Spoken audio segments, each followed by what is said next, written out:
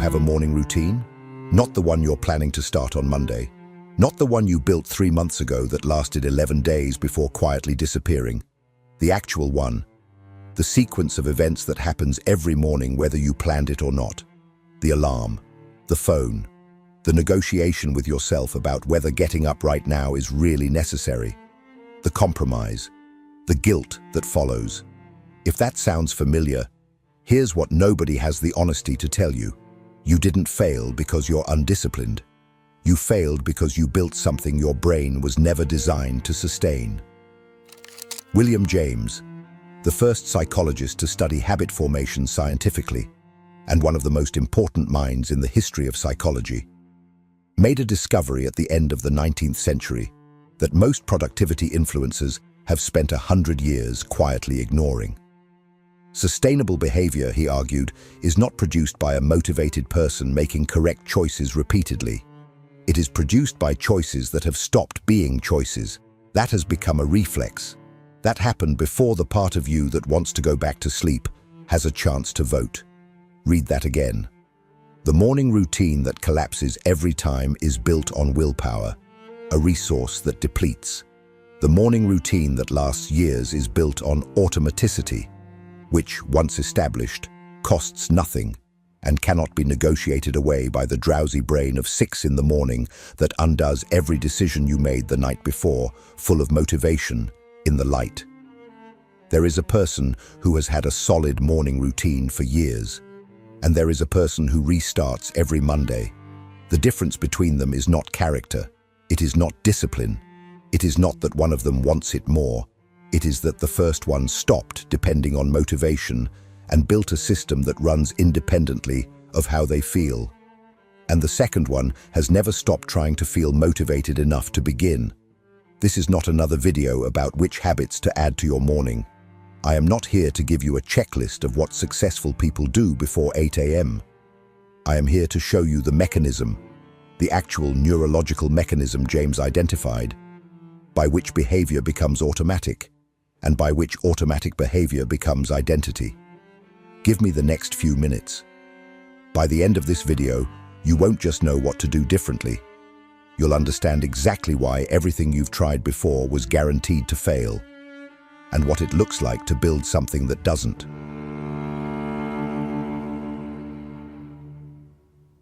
Here is the assumption most people carry into their morning routine: that the problem is motivational, that if they could just want it badly enough, consistently enough, the behavior would follow. So they chase the feeling. They watch videos like this one. They write the routine down on Sunday night with genuine conviction. And for a few days, sometimes a few weeks, it works. Because the motivation is still fresh. Because the decision still feels like a decision they made freely and want to honor. Then comes the first hard morning. The late night before. The headache. The thing that happened at work. And the routine doesn't just pause, it unravels. One missed day becomes two. Two becomes a week. And by the time Monday rolls around again, the cycle restarts from zero. What James understood, and what most people never learn, is that this collapse is not a character failure. It is a neurological event.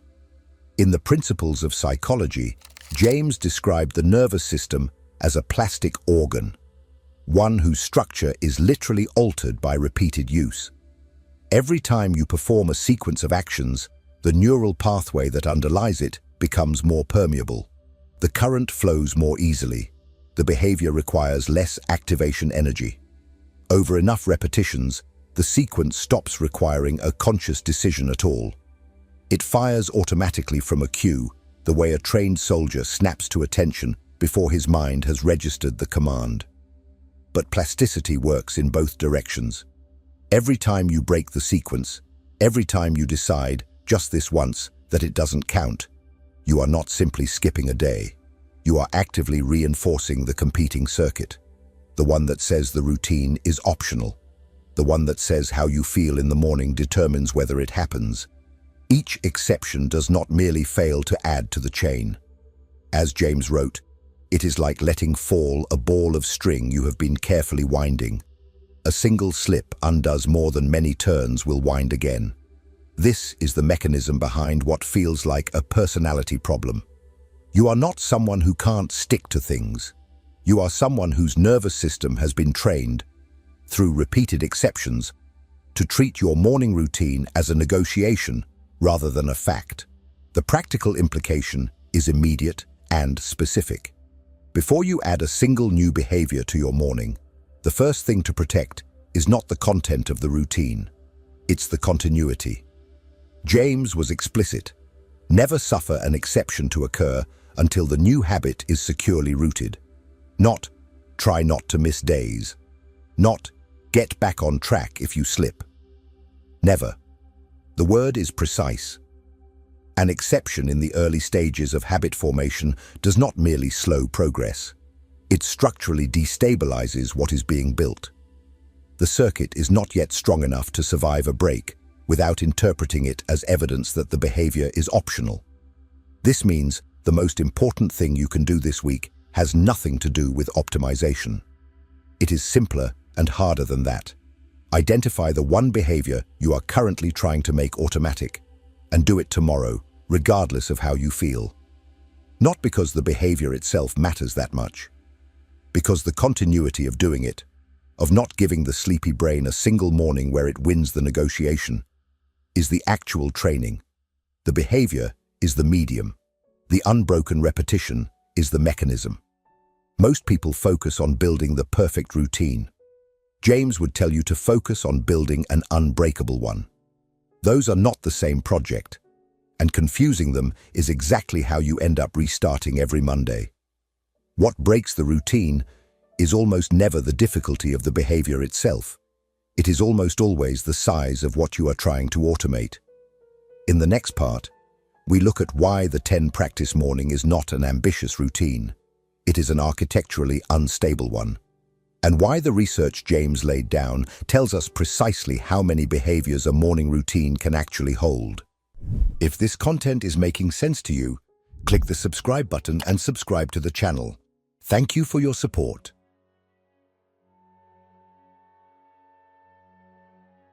There is a particular kind of Sunday evening that most people recognize. You have decided, with genuine clarity, that this week will be different.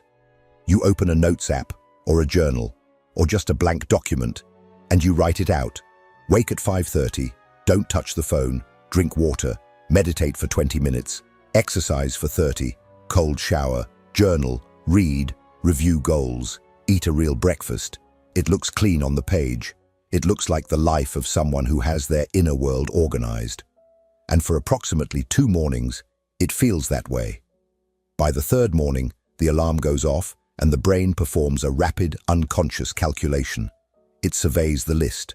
It registers the distance between where you are, horizontal, groggy, not yet fully conscious, and what the list demands. And it makes a decision faster than you can interrupt it. Not today. This is not a weakness. This is arithmetic. James wrote in The Principles of Psychology that the great object of education is to make the nervous system our ally instead of our enemy, to fund and capitalize our acquisitions and live at ease upon the interest of the fund. The key word is fund. You are not building a morning you perform. You are depositing behavior into a neurological account that eventually runs itself. But like any account, it can only hold what you have actually deposited. You cannot withdraw automaticity you have not yet earned. The 10-practice morning fails not because the practices are bad. It fails because automaticity is not a property of a list. It is a property of a circuit. And circuits are built one at a time, through repetition so consistent that the nervous system stops treating the behavior as a choice and begins treating it as a condition of the morning itself. The way you don't decide whether to brush your teeth. The way you don't deliberate about which shoe goes on first. The behavior has been absorbed into the structure of the day so completely that skipping it would feel stranger than doing it. That absorption takes time, and it takes focus. Attempting to build 10 automatic behaviors simultaneously means that none of them receives enough uninterrupted repetition to cross the threshold from deliberate to reflexive. You are spreading the training signal across too many circuits at once. Each behavior remains in the fragile early stage indefinitely, dependent on willpower, vulnerable to a bad night, negotiable every single morning. The practical correction is not intuitive, but it is specific. Choose 2 or 3 anchor behaviors, not the most impressive ones, not the ones you think you should want, but the ones whose consistent execution would structurally support everything else. A behavior qualifies as an anchor if doing it reliably makes the rest of the morning easier, and skipping it reliably makes the rest of the morning worse. For most people, this means something physical, something that marks the transition from horizontal to vertical, and something that creates a moment of intentional contact with the day before the phone does. Beyond that, the list is noise. The selection process matters more than most people realize, and James gives us the criterion precisely. The question is not which behaviors are most admirable. It is which behaviors, when they become automatic, free your higher mental powers for their actual work. James was direct about this. The more of the details of daily life we hand over to the effortless custody of automatism, the more our capacity for genuine thought, genuine attention, and genuine choice becomes available for the things that actually require it. A morning routine is not a performance of virtue, it is infrastructure. It exists to reduce the number of decisions your brain must make before you do anything that matters. 3 behaviors, executed without exception, will outperform 10 behaviors executed with inspiration. Not because 3 is a magic number, because 3 can become automatic in the time it takes 10 to collapse for the 4th time. The anchor behaviors are the skeleton, but a skeleton needs something to attach to. The nervous system does not build circuits in the abstract. It builds them in response to specific cues, at specific times, in specific contexts. In the next part, we look at what James identified as the moment where habit actually installs itself, and why the first movement of the morning matters more than everything that follows it.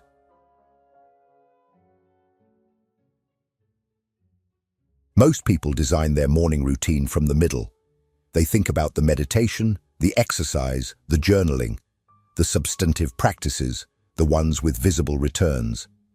They spend almost no time thinking about the first moment, the transition from lying down to standing up, the 3 seconds between the alarm and the first deliberate action. That gap, which feels trivial, is where the routine either begins or dies. James was precise about this. A resolution, he argued, does not alter the nervous system at the moment it is formed. It alters it at the moment it produces a motor effect. The decision you make on Sunday night, with full conviction and a clear head, deposits nothing into the circuit you are trying to build. What deposits into the circuit is the physical execution of the first movement on Monday morning, and Tuesday morning, and every morning after that, in the same context, at the same time, triggered by the same cue. The brain is not changed by intention. It is changed by repetition of action under consistent conditions. This distinction has an immediate practical consequence that most habit advice inverts entirely. The advice usually focuses on making the behavior itself appealing, on finding your why, on imagining the person you will become, on building intrinsic motivation for the practice. James would find this approach touching and almost entirely useless for the purposes of automaticity. Motivation is what gets you to act consciously. What you are building is something that operates below the level of conscious decision, a sequence that fires from a cue the way a reflex fires from a stimulus. And reflexes are not built through motivation. They are built through the consistent pairing of cue and action until the nervous system treats the connection as structural. The cue is everything. James observed that highly practiced behaviors chain themselves automatically, each step calling up the next without any reference to the conscious will, until the entire sequence runs as if fused into a continuous stream. The marksman sees the bird and has aimed and shot before he knows it. The pianist's fingers rip through a cascade of notes from a single glance at the score. The behavior has been absorbed so deeply into the nervous system that the conscious mind is freed entirely, available for other things, or simply elsewhere. This is what you are building toward. But the chain only fires reliably when the first link is strong, and the first link is always the cue. Practically, this means the first movement of your morning must be designed with one criterion above all others: zero friction. Not low friction, zero. The version of you at 6 in the morning is not the version who made the plan. It is a version with compromised executive function, elevated cortisol, and a strong prior preference for horizontal surfaces. That version will not respond to ambition. It will not respond to inspiration. It will respond to a cue so specific, so automatic, so pre-decided that there is nothing left to deliberate about. This is why the alarm placement matters. Why the sequence of the first 60 seconds matters. Why sleeping in your workout clothes, if that is what it takes, is not a hack. It is applied neuroscience. You are removing the decision from the morning and depositing it into the architecture of the night before. The sleepy brain cannot negotiate with a choice that has already been made. It can only execute or refuse. And if the first action is small enough, obvious enough, and tied closely enough to a cue that fires before full wakefulness arrives, it will almost always execute. The cue must also be consistent across conditions. Same time, same context, same triggering stimulus, every morning. Not most mornings, not weekday mornings, every morning.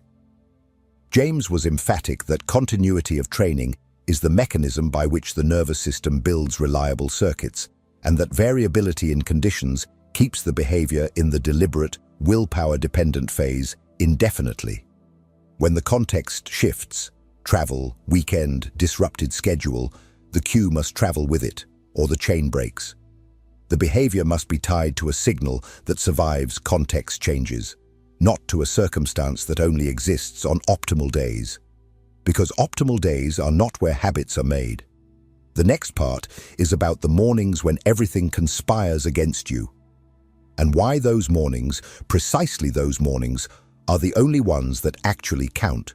If what you're hearing resonates with you, you'll find real value in my ebooks.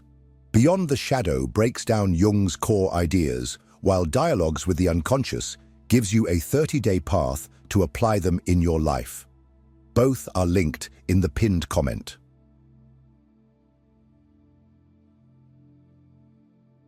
There is a mistake almost everyone makes when they think about consistency. They imagine it as a property of easy days. Mornings when the sleep was good, the mood is cooperative, and the routine feels less like discipline and more like preference. They build their routines for those mornings. And so, when a different kind of morning arrives, the one after the argument, the one after the late flight, the one where the body aches and the mind is already full before it has done anything, the routine breaks, because it was never built for that morning.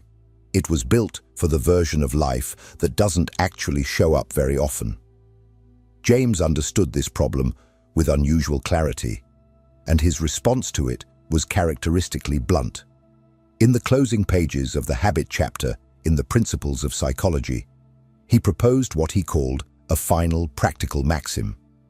Keep the faculty of effort alive in you by a little gratuitous exercise every day. Do something difficult, not because it is useful, not because it moves you closer to a goal, but specifically because you would rather not do it. A small act of voluntary discomfort, performed daily, for no reason other than the training it provides. This is not an aesthetic preference for suffering. It is a structural argument. The nervous system does not build resilience in the abstract. It builds it through repeated exposure to the specific conditions under which resilience is required. A morning routine that only runs on good days trains nothing except the capacity to perform when you already feel like performing. It leaves the difficult mornings, the ones that actually test the circuit, without any trained response. The sleepy, reluctant, circumstantially compromised brain encounters a demand it has never been conditioned to meet, and it falls back on the only available option: negotiation, exception, and the familiar promise that tomorrow will be different. What you are building, if you take James seriously, is not a morning routine that you enjoy. It is a morning routine that runs regardless of whether you enjoy it. Those are different projects. The first is a preference. The second is a trained automatic response, one that fires not because conditions are favorable, but because the circuit is strong enough to fire anyway.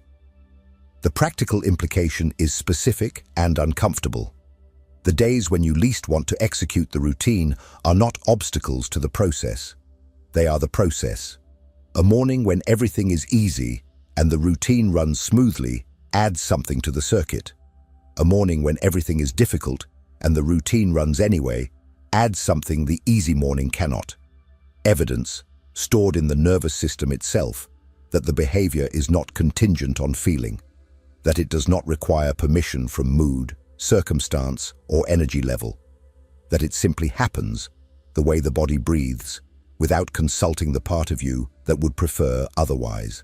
This reframing has a concrete consequence for how you design the routine's protection on hard days. The question is not how to make hard days easier. It is how to make the first movement so small and so pre-decided that even the depleted, resistant, circumstantially compromised version of you cannot construct a credible reason to refuse it. James observed that the actual presence of a practical opportunity is what allows the moral will to multiply its strength. You need a foothold, not a runway. On a hard day, the foothold might be nothing more than sitting up, putting feet on the floor. The single action that is too small to justify refusing and just large enough to begin the chain. Because chains, once started, tend to run. The nervous system that has been conditioned to treat the first movement as a cue for the sequence will often carry you through the routine on momentum alone, not because you willed it, but because the circuit is doing what circuits do. The first link pulls the second pulls the third, and by the time the deliberate mind catches up to what the body is already doing, the difficult morning has become, without drama, another morning the routine survived. Every morning it survives makes the next hard morning slightly more survivable. This is what James meant when he wrote that nothing we ever do is wiped out, that every smallest act of virtue or of vice leaves its trace in the nervous system, counting and registering even when we tell ourselves it doesn't count. The morning you executed the routine, despite every reason not to, is not a heroic exception. It is the most important deposit you have made all week. But there is a ceiling to what consistency alone can build. The person who executes the same routine every morning for years is doing something different from the person who executes the same behaviors every morning for years. The first has an identity, the second has a schedule. In the final part, we look at the distinction James drew between tendencies that are externally imposed and a character that has been completely fashioned, and what it takes to cross from one to the other.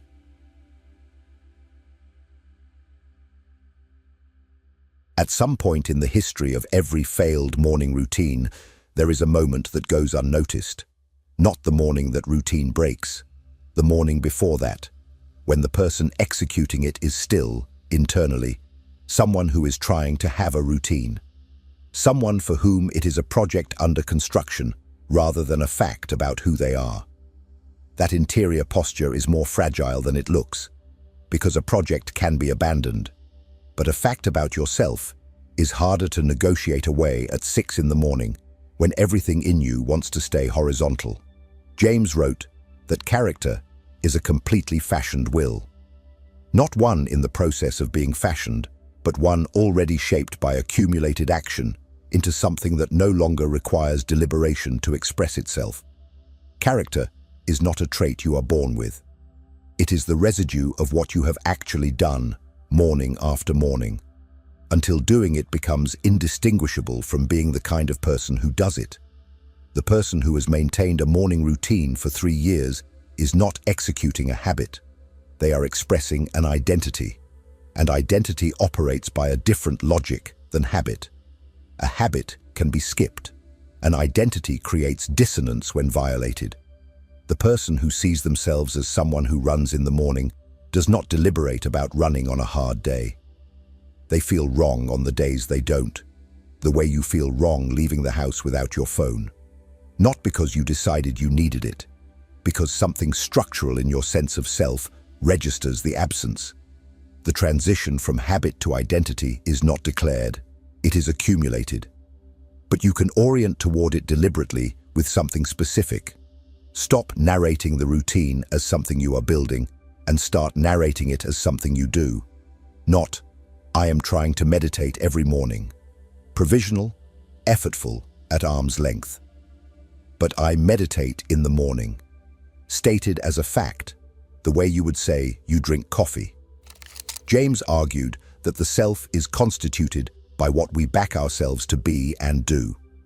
Change the bet, and the self reorganizes around it. The feeling of being that person does not arrive before the behavior. It follows the behavior, which is the direction James insisted causality runs. Motivation does not produce sustainable behavior. Behavior, repeated until it becomes identity, eventually produces something quieter and more durable than motivation. The simple absence of resistance. The morning that requires no convincing because there is nothing left in you that needs to be convinced. The person who restarts every Monday is someone for whom the routine remains, at the level of identity, optional. The person who hasn't thought about restarting in years is someone for whom it has become structural. The distance between them is not discipline. It is the number of mornings the behavior ran anyway.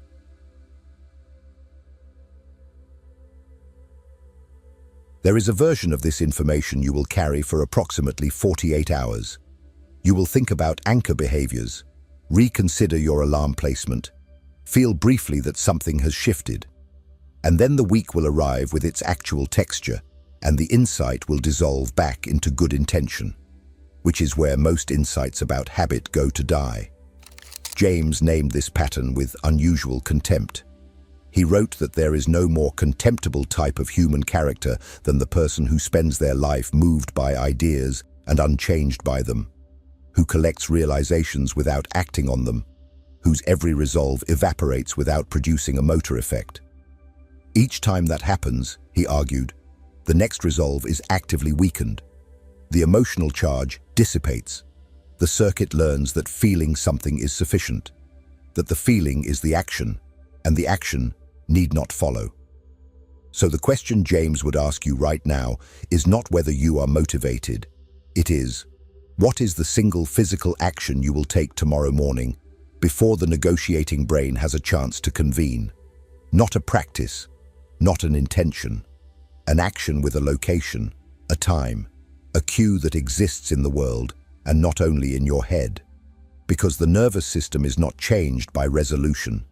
It is changed by the repetition of action under consistent conditions, accumulated over enough mornings that the behavior stops being a choice and starts being a fact. The morning simply contains, the way it contains light, without requiring your permission. Start with one behavior. Execute it tomorrow, not Monday. Tomorrow, in the same context, at the same time, tied to the same cue, regardless of what the morning brings. The version of you that does this every day for the next 30 days will not look dramatically different from the version sitting here now. But something in the nervous system will have changed, quietly, the way James described. And the morning after that will be slightly easier. And the morning after that, easier still. Until one day, you realize you are no longer someone trying to build a morning routine. You are simply someone who has one. If what you watched today shifted something in you, the video on your screen right now will take it further. Click and keep going.